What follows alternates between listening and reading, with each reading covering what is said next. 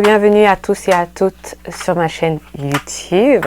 Je suis très contente de pouvoir vous proposer cette première capsule aujourd'hui, première capsule qui rentre donc dans la nouvelle dynamique, la nouvelle version. Ici, c'est que le titre de la capsule t'a plu ou que forcément le sujet que je vais débattre dans la capsule t'intéresse.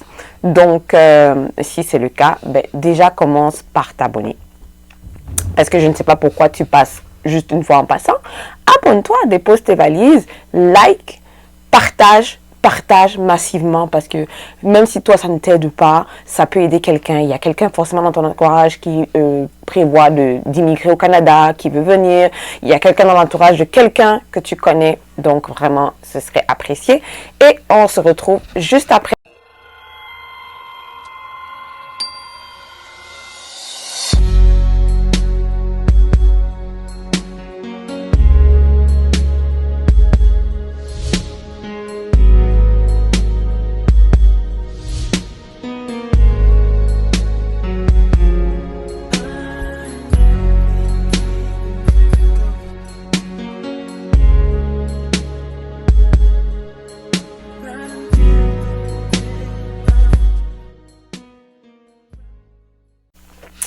Parfait, donc tu as passé l'étape du générique, tu es encore là, on va donc commencer.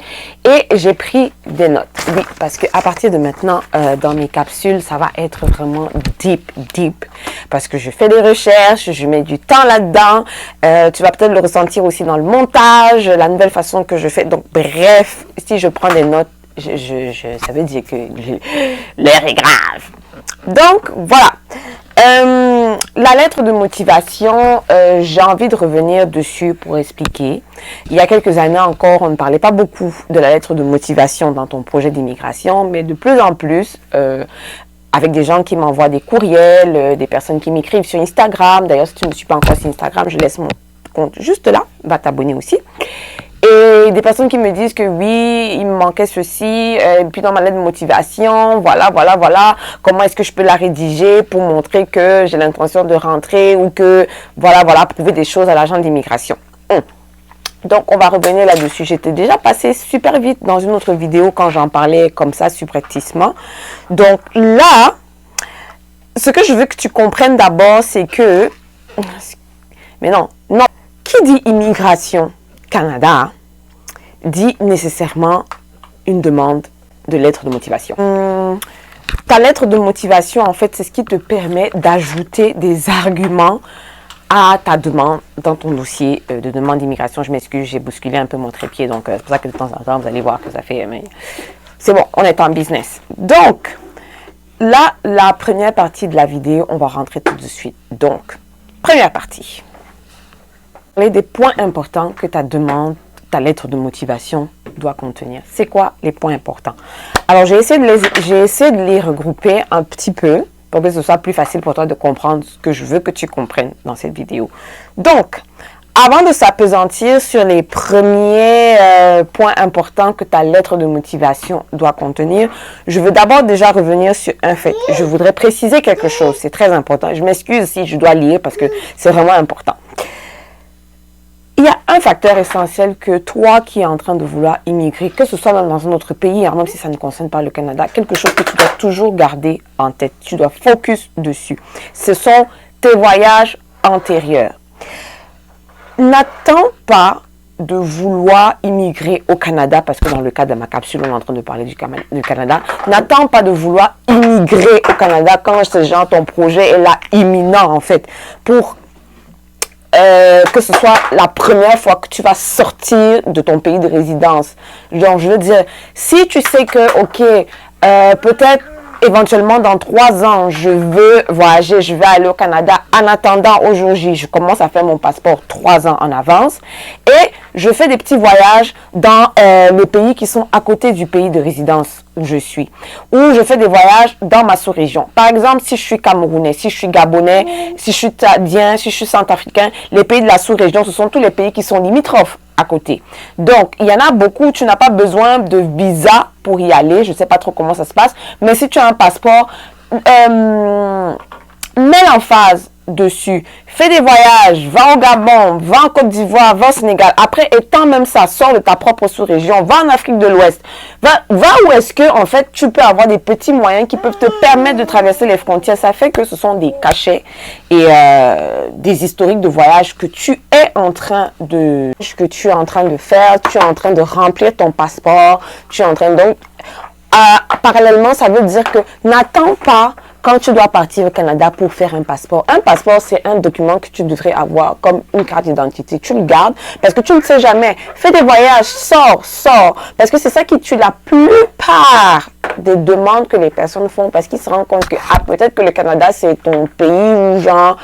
c'est comment je peux dire, la dernière chance de ta vie. Donc là, tu mises tout dessus. Et puis quand tu vas venir, tu vas carrer. Et généralement, ils vous sortent la raison comme quoi que vos voyages antérieurs, votre historique avec le Canada ne m'a pas démontré assez que après vos études ou après la raison pour laquelle tu viens, que vous allez vouloir rentrer dans votre pays, c'est généralement jamais votre meilleur ami. Jamais. Donc, c'est ça. Favoriser, même si, là, je m'appesantis sur le fait de l'Afrique, mais tu peux être en France et vouloir faire ta demande d'immigration vers le Canada. Fais des petits voyages dans les zones Schengen. Tu peux aller en Angleterre, tu peux aller les petits pays à côté, là. Tu peux aller en Espagne, tu peux aller en Italie. Maximiser les voyages. Pareil si tu es en Asie. Pareil si tu es dans les Émirats. Tu peux quitter, tu fais des petits voyages. Il faut que tu fasses le maximum pour pouvoir te bâtir une historique de voyage antérieure. C'est vraiment important, j'insiste là-dessus. Donc, maintenant qu'on a démystifié le point focus sur lequel je voulais travailler, on va donc maintenant pouvoir rentrer dans les points essentiels qui sont importants dans la lettre. Donc, dans ta lettre, premier facteur essentiel, c'est insister sur la date à laquelle vous avez obtenu votre dernier diplôme. Là, je parle beaucoup plus aux gens qui veulent venir ici en tant que travailleurs ou ceux qui veulent venir même pour les études. Mettons, permis d'études, tu insistes d'abord toujours sur la date d'obtention de ton dernier diplôme. Et bien sûr, tu mets le nom de l'établissement où tu as obtenu ce diplôme, la ville, j'ai déjà parlé de la ville et le pays, bien évidemment. Et puis après, si vous avez travaillé, donc si tu es quelqu'un qui a travaillé après avoir obtenu ton diplôme et que maintenant tu veux venir au Canada pour peut-être refaire des études ou peut-être pour autre chose, si vous avez travaillé, tu précises tous les postes que tu as occupés avec les noms des sociétés et généralement tu mets juste le titre du poste que tu occupes. Enfin, c'est ça, tous les postes, c'est ça en fait. Je m'excuse. Si tu peux juste détailler un peu, juste le résumé de c'était quoi les tâches que tu avais à faire. Ça permet de voir en fait ton expérience et comment est-ce que eux ils peuvent gagner avec ça et ton expérience, tu vois. Donc voilà. Ensuite, c'est important de souligner le fait que vous avez pris connaissance des conditions exigées pour être éligible en fait à l'immigration. Donc, par exemple, dans la lettre, tu peux dire du style, comment je peux dire, parmi les conditions, je ne vous le redirai jamais assez, miser sur le bilinguisme. C'est-à-dire que si toi qui me regardes, tu es quelqu'un qui est exclusivement francophone, ça ne va pas te faire du bien de seulement être unilingue. Maximise dans les cours de langue anglaise. Investis sur toi. Fais des cours d'anglais parce que tu es plus perdant à être unilingue francophone que être unilingue anglophone. Et je parle du bilinguisme, même si tu choisis une province francophone ou une ville francophone pour te bâtir, ne néglige pas le bilinguisme. C'est très important. Vous vous sabotez à être unilingue francophone. Dans la lettre, il faut préciser toujours ton niveau de compétence de la langue. Soit tu es débutant, soit tu es intermédiaire, soit tu es avancé, soit tu es expert. Toujours important de spécifier, de quantifier ton niveau de compétence de la langue. Après, mets l'emphase sur le fait que tu disposes de ressources financières nécessaires pour t'installer au Canada. Que tu sois là à vouloir venir comme étudiant, que tu sois là à vouloir venir comme travailleur, il y a des ressources financières que les agents d'immigration vont s'attendre que tu présentes. Et beaucoup d'entre vous ont des refus parce qu'on dit que vos capacités financières ne nous ont pas démontré que vous allez pouvoir entrer au Canada et nanana.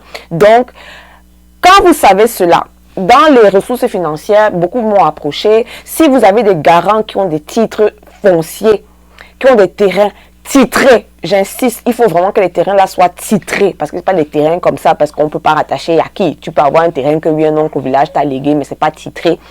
Si vous avez des terrains, des biens immobiliers, il faut qu'ils soient tous titrés. Si vous avez des avoirs en compte bancaire, vous mettez toutes les preuves. Toutes les preuves. Beaucoup me disent, oui, j'ai mon garant qui est mon frère, mais je n'ai pas mis aussi les preuves financières de telle personne qui a l'idée. Vaut mieux trop que pas assez. Tout ce que vous avez comme ressources financières, vous joignez les preuves. Relevé bancaire, titre foncier, machin. Tout ce que vous avez comme avoir. Si vous avez même des voitures que vous avez hypothéquées, mettez même les preuves. Que, gars, voilà tout ce que j'ai comme preuves financières pour prouver que je peux me prendre en main quand je viens au Canada, etc. Établissez donc maintenant un lien affectif avec la ville ou la province que vous choisissez pour vous installer au Canada. C'est-à-dire du style, je vais essayer de vous trouver une lettre, mais si jamais je ne trouve pas, ce serait ce que j'explique, c'est du style, j'ai toujours aspiré à m'installer au Québec ou dans la ville de Toronto, où j'ai toujours aspiré à faire ceci pour des raisons telles que la beauté de la ville ou l'extrême convivialité des Canadiens ou des Québécois ou des Saskatchewanais, etc. Et ou c'est des raisons historiques qui font que j'ai choisi. Et à ce moment-là, vos voyages antérieurs vont vraiment beaucoup vous aider. Vous allez dire qu'après avoir fait toutes les villes de tel continent ou après vous avoir visité tel nombre de pays, je me suis rendu compte que la chaleur, la culture, c'était pas la même chose. Et donc là, je me suis décidé à vraiment vouloir m'installer au Canada. Là, vous êtes en train de créer un affect émotif en fonction de la province ou de la ville que vous choisissez pour vous installer. Et donc là, maintenant, vous revenez à la fin de la lettre sur le but ou le motif de votre désir d'immigrer en fait au Canada. Donc vous dites donc actuellement, donc j'envisage m'installer au Canada pour faire des études ou j'installe pour travailler et vous choisissez la province ou la ville et au final de tout ça, vous joignez donc toutes les preuves qui justifient tout ce que vous avez dit dans votre lettre. Donc, les voyages antérieurs, si vous avez une copie du passeport avec tous les différents cachets qui prouvent que vous avez voyagé, mettez même les billets d'avion parce qu'il y en a beaucoup qui prennent les visas et qui ne vont pas dans les pays, ça se fait. Donc, si tout ce que vous avez, c'est toujours mieux, beaucoup trop que pas assez. Là, vous entendez Raphaël qui pleure, donc je ne vais pas m'éterniser. De toutes les façons, c'est tout ce que j'avais à vous présenter pour la première capsule qui concerne la lettre de motivation, en espérant que ceci vous aura aidé. Et pour plus de contenu comme ça, je vous invite donc en commentaire sur cette vidéo à me proposer un prochain sujet et je vais pitcher un et débattre là-dessus. Sur ce,